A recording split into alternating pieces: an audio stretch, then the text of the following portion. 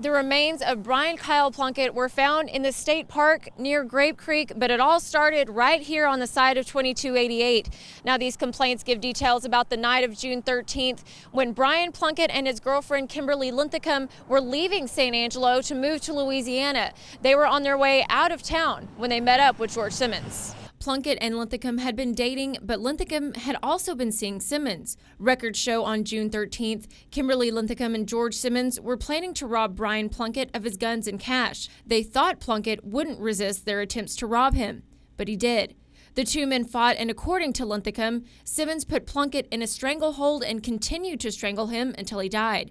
A few months later, Plunkett's remains were found at the state park. Fast forward 5 years. These were involved from the very beginning, yes. But what was the final piece of evidence that pointed to them? Sheriff Jones didn't say, but he did tell us this. There has been some documentation from the participants in the case. A case that hasn't necessarily taken this long to solve. This case has been worked very diligently. Just this long to prove. We just had to bring it to a point where the district attorney would accept it and issue us a warrant. Warrant in hand, the sheriff's department finally had enough.